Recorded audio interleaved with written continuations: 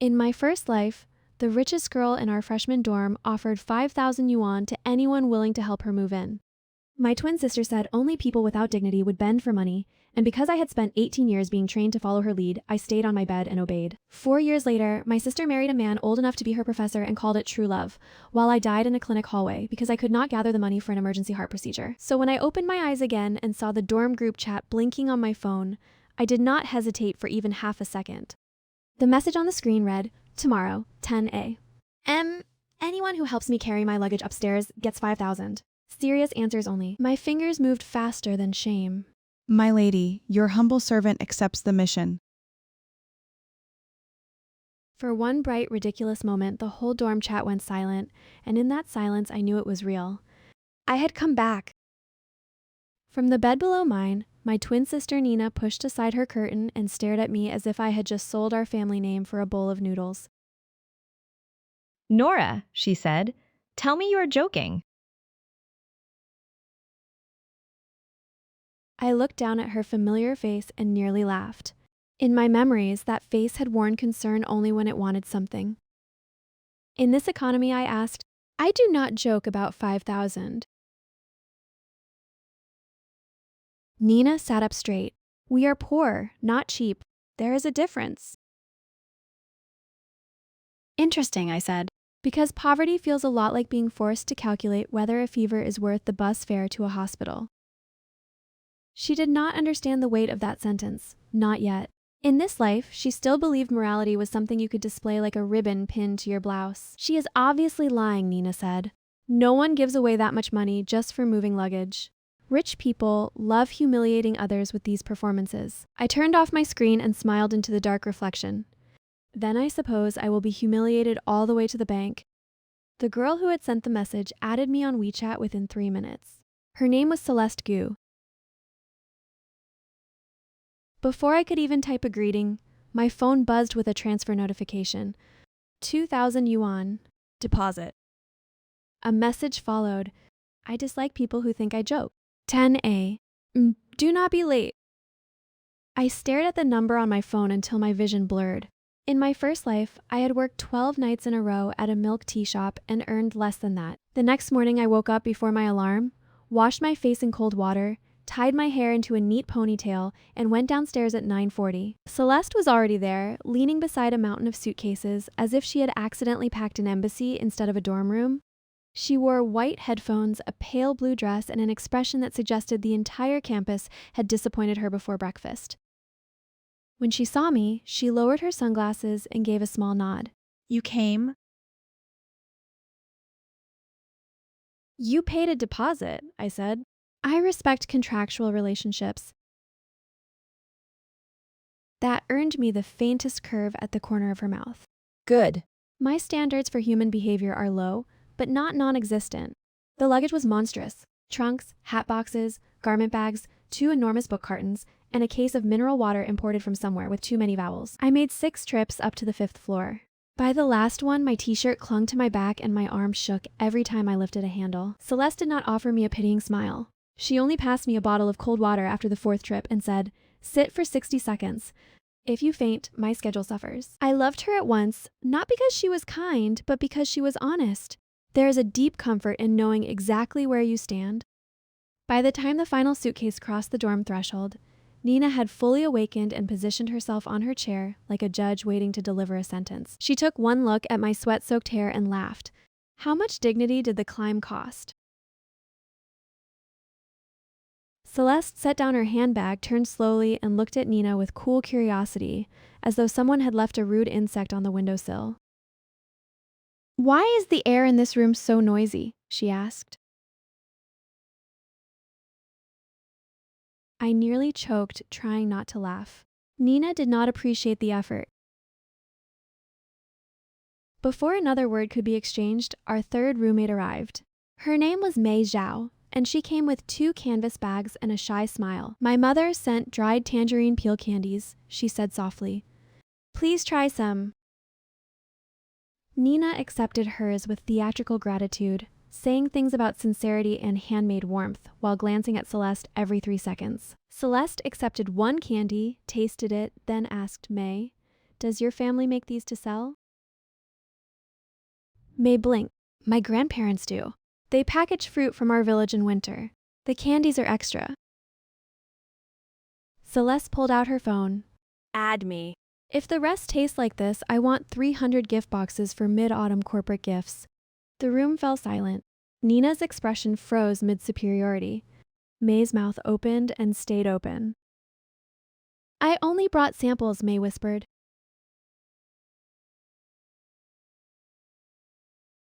Then take this as an order, not an insult, Celeste said. If people want to show affection through food, I prefer everyone gets paid. There it was again, that blunt practicality that sliced through false delicacy like a knife through paper lanterns. Nina hated people like Celeste because people like Celeste exposed a terrible truth. Labor had value, and pretending otherwise mostly benefited the person refusing to pay. My phone buzzed before lunch. Celeste had transferred the promised $5,000, plus another $1,000 with a note, stairs surcharge. I stared at the balance until my chest ached with a strange, almost painful relief. Money had weight. Money also had mercy. Nina followed me out of the dorm and hissed, "You cannot seriously keep that. Return it before she starts thinking you belong to her." I turned and held out my hand. "Then give me back the $500 you borrowed from my wallet last month." She stiffened. "I did not borrow it. I used it because we are sisters."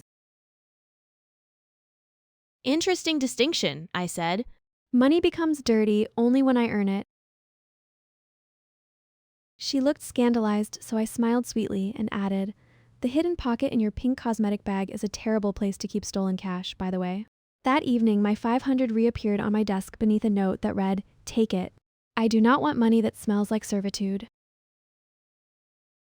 I pocketed it and slept like a queen.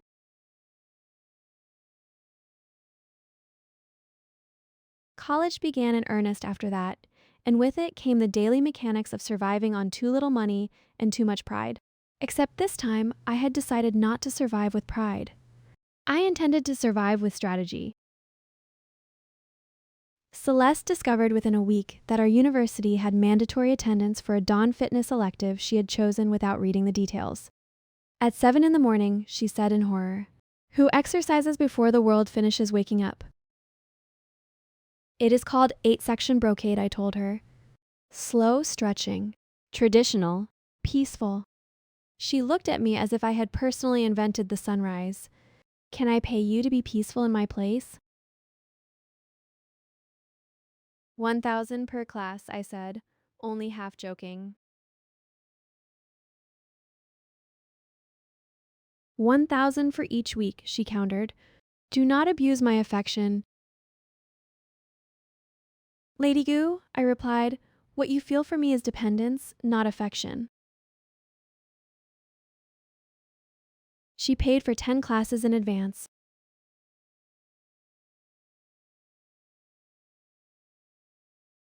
Soon I was doing more than taking attendance. I picked up her deliveries, reserved library seats, scanned pages from textbooks she refused to touch because the paper smelled depressed, and brought back lunch when she missed the dining hall rush. In return, she paid on time, tipped offensively well, and never once pretended my work was a favor instead of labor. By the end of the first month, I had more savings than I had ever owned in my previous life by the age of 22. Nina responded by growing more righteous.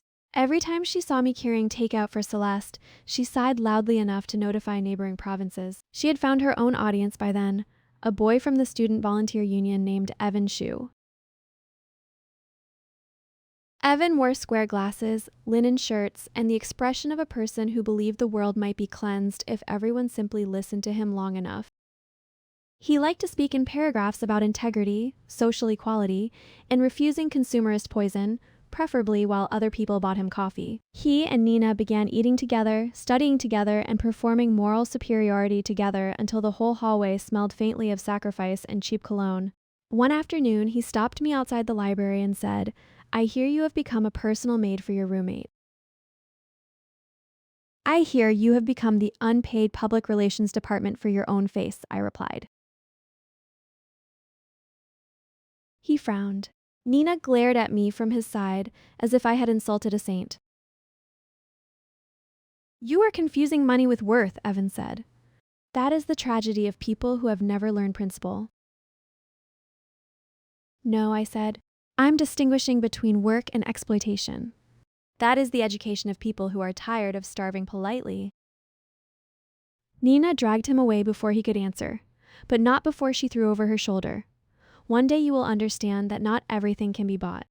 That sentence stayed with me because in my first life, she had said nearly the same thing right before asking me to cover the deposit on a designer handbag. Memory, I discovered, was not always a wound. Sometimes it was a weapon. Celeste and I did not begin as friends. We began as a very efficient economic arrangement that occasionally watched terrible reality shows together. But friendship has a habit of forming in the cracks between repeated transactions. She started remembering how I took my coffee. I started noticing when she had not slept. She hated thunderstorms, group photos, and anyone who tried to touch her shoulder without warning. She loved spicy chips, old detective novels, and trivia about failed royal marriages. When she concentrated too long, she rubbed the inside of her wrist until the skin reddened. When she was genuinely amused, her whole face changed, suddenly young and unguarded. One rainy night near midterms, I came back from the print shop and found her sitting on the floor between our beds with her knees drawn up, breathing too fast. The overhead light was off. The window rattled with thunder. Her headphones lay beside her like dropped armor. Celeste, I said carefully.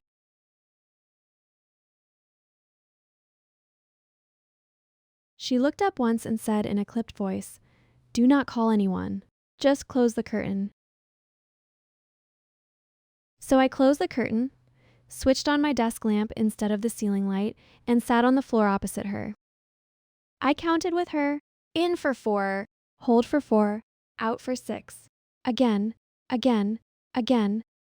By the time the thunder moved farther away, her breathing had steadied enough for her to say, "If you mention this tomorrow, I will sue you for emotional damages." "I charge extra for confidentiality," I said.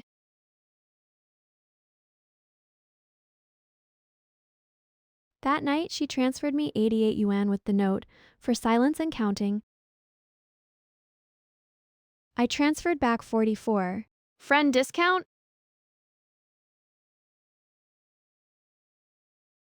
She looked at the screen, then at me, and after a moment said, "You are extremely annoying." But she kept the discount.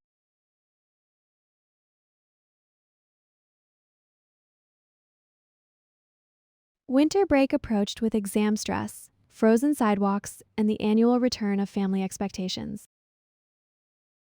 When I went home with my semester savings hidden in 3 separate accounts, I lasted less than 6 hours before disaster arrived wearing slippers. Nina had already told our parents that I spent my days serving rich girls for scraps. She narrated it like a moral emergency. Our father asked if I had become some kind of paid errand girl. Our mother asked how they were supposed to hold up their heads among relatives if I behaved like that. I listened in silence until my father finally said, "Give us the money you earned. You are too young to manage that kind of amount." There it was, the real purpose, honest at last. The same hands that had never reached out when I was dying now reached eagerly for my savings. "No," I said.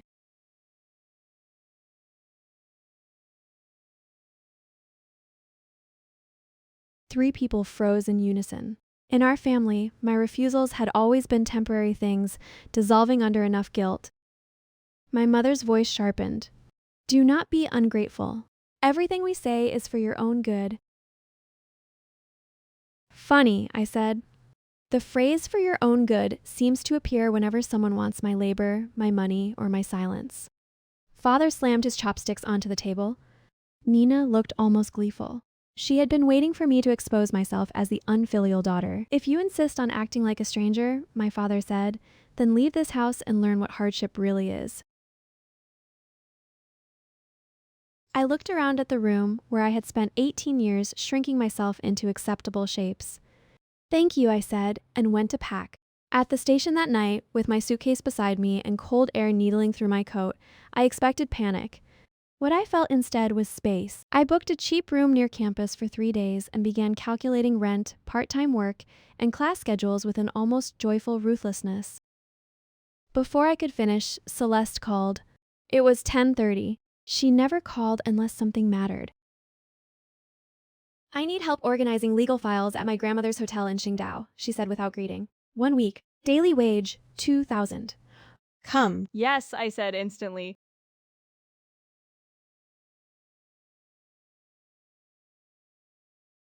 She paused. You did not even ask what the files are. I grew up poor, I said. If opportunity is wearing a fur coat, I do not ask why it is at my door. She snorted softly. Pack warm clothes. The sea wind is ugly. That was how I spent my first truly free winter. Not at home, not begging forgiveness, but in a cold blue city by the sea, sorting decades of contracts for a grandmother who looked like she could bankrupt a nation with one eyebrow. Madame Gu liked me because I alphabetized with discipline and never pretended to understand what I did not. She disliked most people for the opposite reasons. From overheard conversations and labeled folders, I pieced together the situation. After Celeste's parents died, various uncles and trusted advisors had tried to influence portions of her trust. Nothing openly criminal, just small leaks disguised as management fees, consulting retainers, educational allowances that educated no one. Celeste hated the meetings, the lawyers, the cousins who smiled too long, but beneath her boredom ran something harder, vigilance. One night, as we ate noodles in the hotel office surrounded by file boxes, she said, "Everyone thinks I pay because I'm lazy." "Aren't you?" I asked.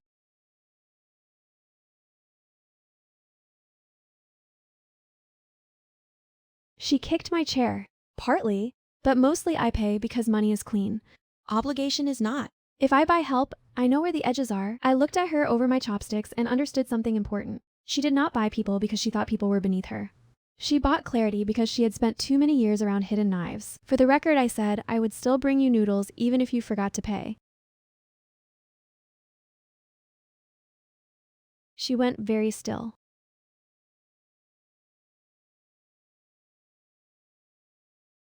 Then she looked back at her bowl and said, almost casually, "Good, because I forgot yesterday." I checked my phone. She had not forgotten.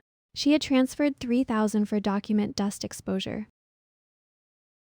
When spring term began, I returned to campus with more money, a rental agreement for a tiny off-campus studio starting in the summer, and a certainty I had never possessed in my first life. I was not going to spend my youth proving I deserved scraps from people who measured love in obedience. Meanwhile, Nina and Evan had become the public face of something called the Pure Aid Initiative. The group promoted donation drives, secondhand book exchanges, clothing collections for rural schools, and endless speeches about building a campus without transactional coldness. It was, in other words, a paradise for anyone who liked being admired more than being useful. They despised my arrangement with Celeste because it undermined their favorite theater. The idea that virtue meant asking women to work for free so that men could praise them for it. At first, I ignored them. Then one afternoon, May came into the dorm, pale and trembling, clutching her phone. "My mother says the order was canceled," she whispered. "The charity order for winter scarves. The one Pure Aid placed." I sat up. "What order?"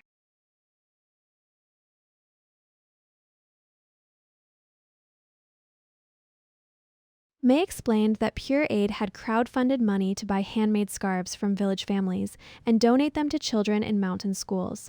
May had recommended her aunt's weaving cooperative. Contracts were discussed. Quantities confirmed.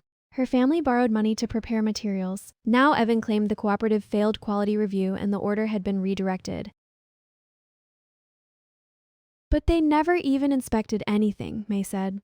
"They just stopped answering." Something cold slid into place inside my mind. In Qingdao, I had spent a week staring at manipulated accounts. Once you learn the shape of rot, you begin to recognize the smell. I asked to see all the messages, invoices, and deposit requests. Celeste, who had been painting her nails black and pretending not to listen, silently moved her chair closer. Within 10 minutes, she tapped the screen and said, "This stamp is fake." May and I turned together. How can you tell? "Because they used a vector image from a free template website," Celeste said. "Whoever made this fake contract is lazy and embarrassing." That was the beginning.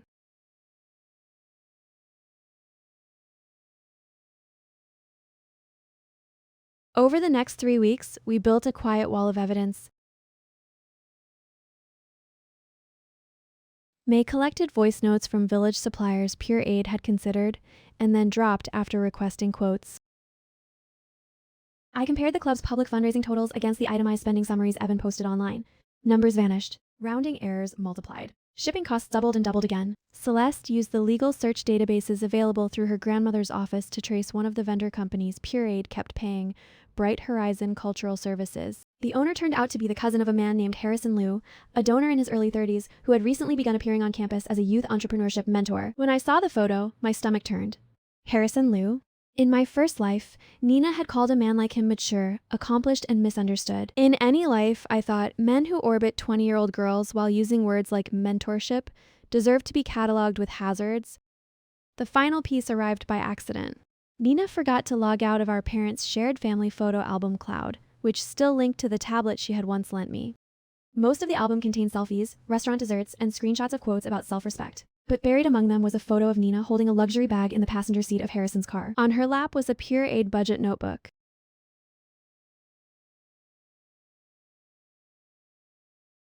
I stared at the image until my pulse settled into something sharp and steady. The hypocrisy was almost elegant.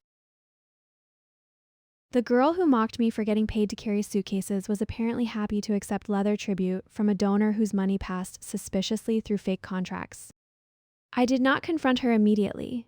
People reveal more when they think they are safe.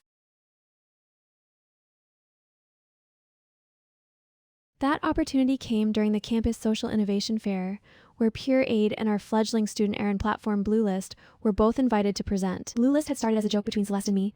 By then, it had become a legitimate service board run by students who wanted to earn money transparently note-taking, translation, grocery pickups, poster design, airport luggage help, tutoring. We charged clearly. We paid clearly. No one needed to kneel and call exploitation community spirit. Evan took the microphone before the faculty panel and delivered an impassioned critique of the growing commercialization of mutual aid on campus. He never said my name, but every sentence pointed directly at me. Students like us, he said, were normalizing a culture where wealth could purchase human attention. The crowd murmured. Nina sat in the front row beside Harrison Liu, who wore a sponsor badge and an expression of benevolent self-satisfaction. When it was my turn, I walked to the microphone with my laptop under my arm and felt the strange calm that sometimes comes right before a storm finally breaks. I agree, I said. Human attention should not be purchased secretly.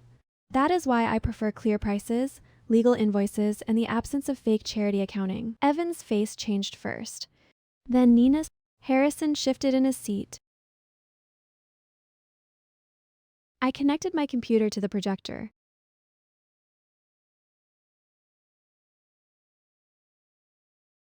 On the screen appeared two spreadsheets, the public fundraising statements Pure Aid had posted, and the reconstructed payment trail Celeste and I had assembled. I kept my voice even. If we are going to discuss dignity, we should probably begin with the dignity of not lying to donors. May stood up in the audience and, hands shaking, confirmed her family cooperative had been used in promotional materials but never paid. I showed the fake vendor stamp. I showed the shell company registration tied to Harrison's relative. I showed screenshots of Nina's photo with the budget book in his car. By the time I displayed the voice messages from suppliers who had been asked to pre-quote for documentation only, the room had gone so quiet I could hear the air conditioning. Evan lunged for the projector cable. Celeste, from the side of the stage, said into a faculty microphone, "Please do not damage university property in public. It is tacky." The Dean of Student Affairs rose to his feet. Harrison tried to leave. Two faculty members stopped him. Nina looked at me with raw disbelief, as if she had forgotten that the little sister she kept under her heel also possessed eyes, memory, and anger. Afterward, the campus split into chaos.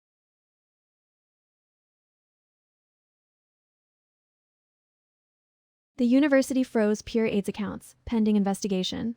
Donors demanded explanations. Screenshots circulated faster than apology statements could be drafted. Evan accused me online of sabotaging a noble cause out of jealousy. He lasted 4 hours before someone reposted an audio clip of him pressuring a supplier to issue inflated receipts. Harrison's company released a statement about a temporary clerical misunderstanding. Celeste's grandmother's lawyers sent a letter that same evening, using phrases like intentional misrepresentation and financial fraud. Nina came to my dorm after midnight, eyes blazing. Was exposing me worth it? I stood in the hallway so she would not wake May. You exposed yourself. She laughed once, a cracked sound. I was building something. You ruined it because you cannot stand that I still have standards? I thought of the photo in Harrison's car of her borrowed moral language of my first life ending under fluorescent hospital lights while she called herself a woman of principle. No, I said quietly. I ruined your ability to pretend.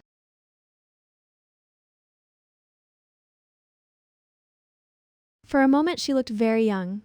Then she straightened her spine and turned vicious. You think money will save you? She asked. You think that rich girl actually cares about you? One day she will get bored and throw you away. Maybe, I said, but until then, she pays on time.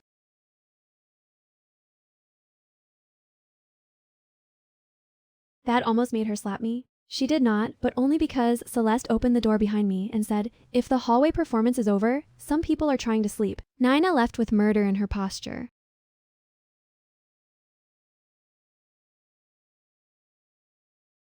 Two days later, my parents appeared on campus for the first time all semester. They looked exhausted, not with concern for me, I noticed, but with the fatigue of people whose social image has suffered an inconvenient dent. Mother opened with, "Why did you have to take things this far?" Father followed with, "Your sister made mistakes, but family matters should stay inside the family." I stood beneath the ginkgo trees outside the business school and marveled, not for the first time, at how adults could twist language until consequences became cruelty and silence became virtue. They were stealing donation money, I said. Do you hear yourselves? Mother's eyes filled instantly with offended tears. It was an old performance, one that had worked on me for years. We only wanted both our daughters to walk straight, she said. Why have you become so cold? Because I remember dying, I thought. Because I remember what happened when I trusted you to love fairly. What I actually said was, I became expensive.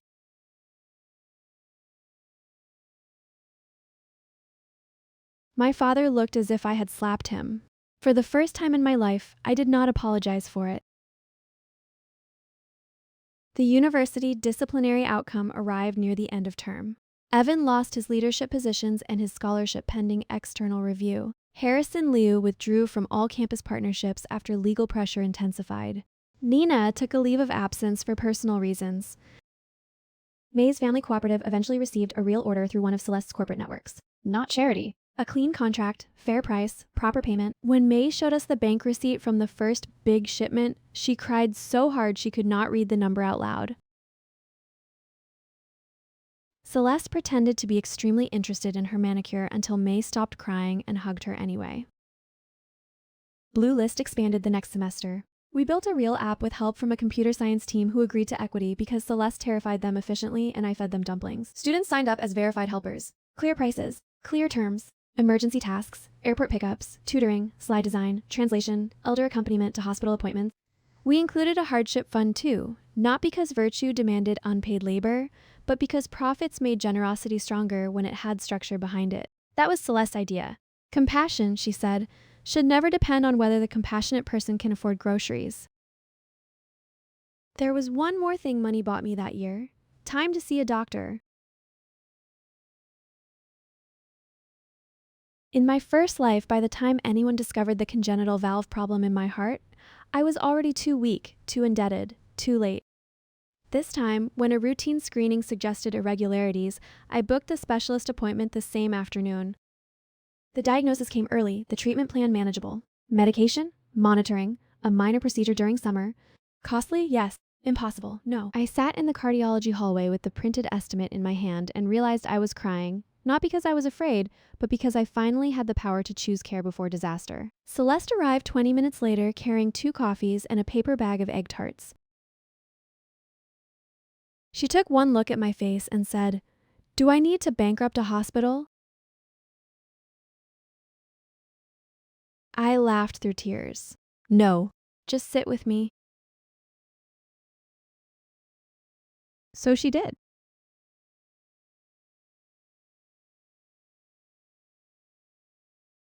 The procedure went well. Recovery was boring, which felt like a blessing after an entire life shaped by emergencies.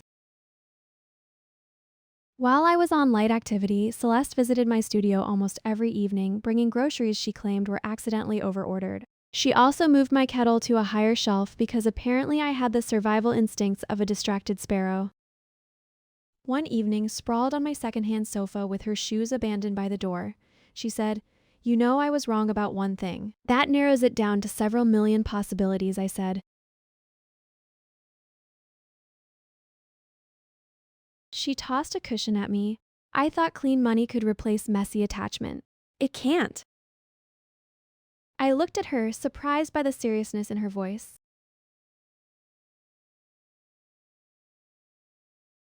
She stared up at the ceiling and continued paying people sets boundaries. That part is useful, but eventually some people matter in ways contracts can't explain. There were many answers I could have given. Jokes, deflections, gratitude disguised as sarcasm. Instead, I chose the plainest truth. "You matter to me too," I said.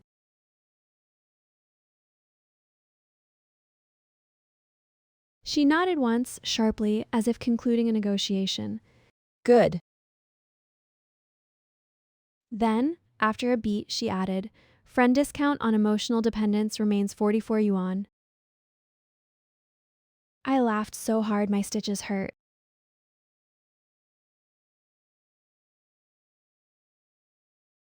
Senior year came quietly. That surprised me. I had always imagined justice would feel dramatic forever, that once you escaped one life, you would wake each morning with music playing behind you. It did not. Mostly, it felt like bills paid on time, mornings without dread, a body gradually healing, and work that no longer tasted like punishment. Blue List signed its first long-term service partnership with 3 residential communities near campus. May became head of supplier relations and turned her family's fruit cooperative into a real small business brand with packaging we designed together. Celeste balanced board meetings, graduate school applications, and an ongoing feud with a cousin who believed being male entitled him to opinions about her inheritance. My parents sent messages on holidays. Short ones, cautious ones. The kind written by people unsure whether they are asking for reconciliation or reputation repair. I replied on New Year's Day with a bank transfer receipt to a community cardiac fund and a single line, "This is what my money does." They did not answer for a long time after that.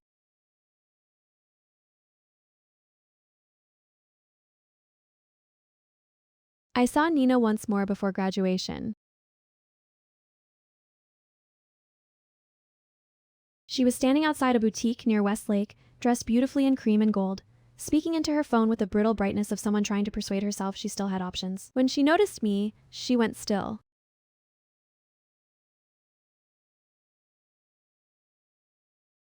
For a second, I saw the sister from childhood, the one who used to braid my hair too tightly, and insist she knew best because she was born 7 minutes earlier. Then the moment vanished.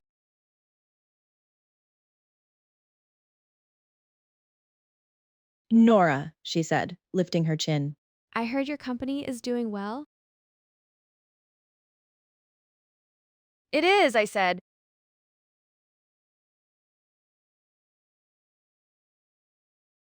She smiled with practiced care. "I always knew you were capable. You were just too emotional before. We both made mistakes." There it was again, that graceful redistribution of blame, evenly dusted so no one had to hold the full weight. I looked at the boutique window, at our reflections side by side, and felt something I had once thought impossible. Nothing.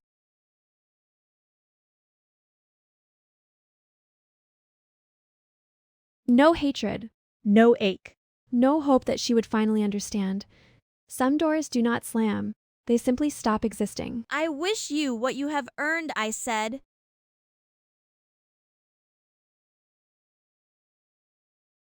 Then I walked away before she could decide whether it was a blessing or a curse. Graduation day arrived bright and windy. Our robes were ugly, our photos were chaotic. Someone's cap landed in the fountain. May cried before the ceremony even started. Celeste claimed tears were metabolically inefficient, then ruined the statement by handing May tissues from her designer's sleeve. After the official speeches, after the department photos, after the parents with bouquets and the classmates with promises to meet again, The three of us slipped away to the old library steps. The campus looked different from up there, smaller, maybe, than the lives we had imagined inside it. Celeste handed me an envelope.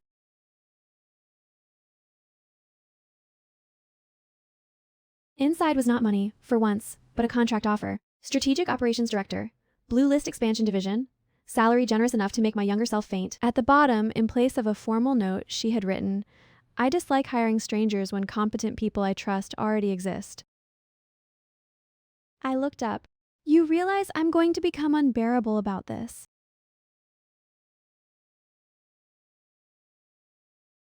You already are, she said.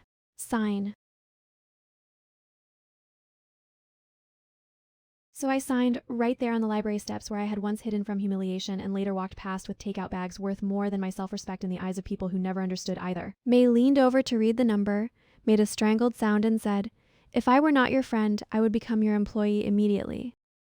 Apply properly, Celeste said. I believe in procedure. We laughed until other graduates stared.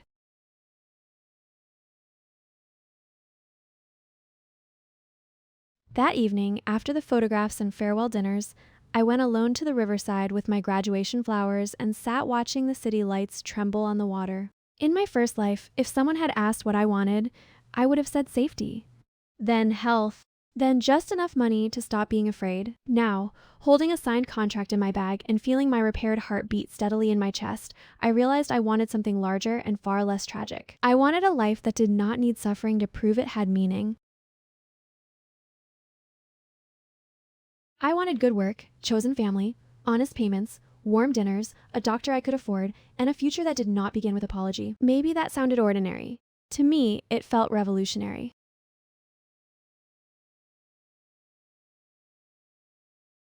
My phone buzzed. A message from Celeste. Where are you, May ordered. Too much barbecue and is pretending it was strategic. A second message arrived before I could answer also. On the way back, buy that salted milk ice cream you like. Expusic. I laughed out loud by the river, wiped once at my eyes, and stood. In my first life, I had died believing money had always belonged to other people, and affection had to be earned through obedience. Rebirth did not give me a miracle. It gave me a clearer ledger. It taught me that dignity is not refusing payment. Dignity is knowing what your labor is worth, what your life is worth, and who deserves access to either. So I walked back toward the lights, toward the friends waiting for me, toward the ridiculous rich girl who had changed my fate by offering money in a dorm chat and meaning every word. And for the first time, I did not feel like someone clutching at survival. I felt like a woman arriving exactly where she had chosen to go.